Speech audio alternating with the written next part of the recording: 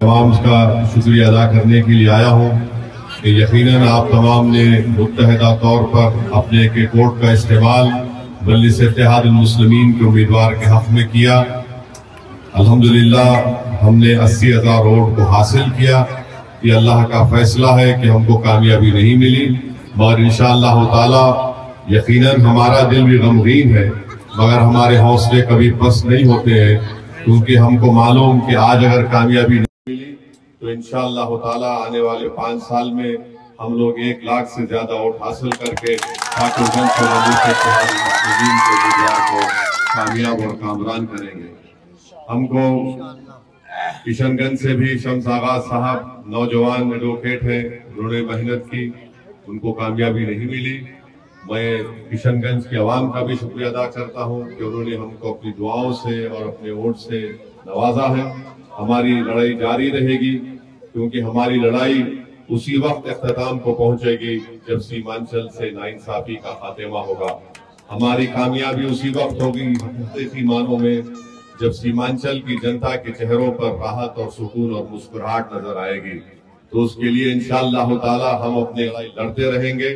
और मैं बहादुरगंज की आवाम को इस बात का तयक़ुन दे रहा हूँ कि ये हमारे 5 विधायक सिर्फ अमूल, बैसा, बहादुरगंज, कोचादामन या फिर जोकीहाट की नुमाइंदगी के साथ साथ पूरे सीमांचल की आवाज बनकर बिहार की विधानसभा को आपकी आवाज और आपकी नाइंसाफी से हिलाकर रख देंगे इंशाअल्लाह ताला। तो ये मजलिस इत्तेहादुल मुस्लिमीन का वादा आपसे है, और आप लोग बिल्कुल अपने हौसलों को पस्त होने मत दीजिए। अल्लाह की जात पर हम हमेशा तवक्कल करते थे और करते रहेंगे, और हमारी लड़ाई जारी रहेगी। और दूसरी बात यह है कि जो लोग सरकार बनाने का एक दिल फरेब झूठ और बातें करते थे, आज वो कहां पर है। मैं आपसे कह रहा था कि ये लोग डूब रहे हैं और हमको भी डुबाना चाहते हैं।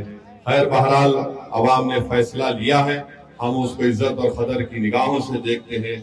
हम जैसा चाह रहे थे वैसा नतीजा नहीं आया है, मगर इंशाअल्लाह ताला एक सियासी पार्टी के लिए 5 साल इंतजार करना एक लंबी बात तो नहीं होती है, मगर हम इंतजार करेंगे, मेहनत करेंगे, जुस्तजू करेंगे, और इंशाअल्लाह ताला ना सिर्फ किशनगंज, ठाकुरगंज, बलरामपुर, बल्कि पूरे सीमांचल पर इंशाअल्लाह ताला मजलिस का हरा परचम लहराएगा।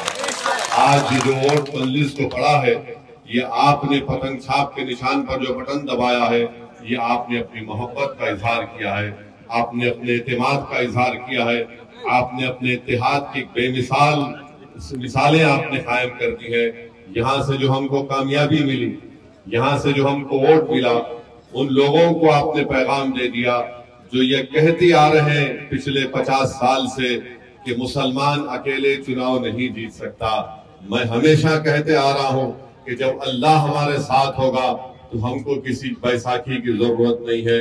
अगर हम कामयाबी के साथ अपने पैगाम को आवाम तक पहुंचाएंगे पूरी नेक नियत और इखलास के साथ, तो अल्हम्दुलिल्लाह किसी हद तक यहाँ पर हमने अपने पैगाम को आपके दिलो दिमाग में, आपके घर तक पहुंचाया है।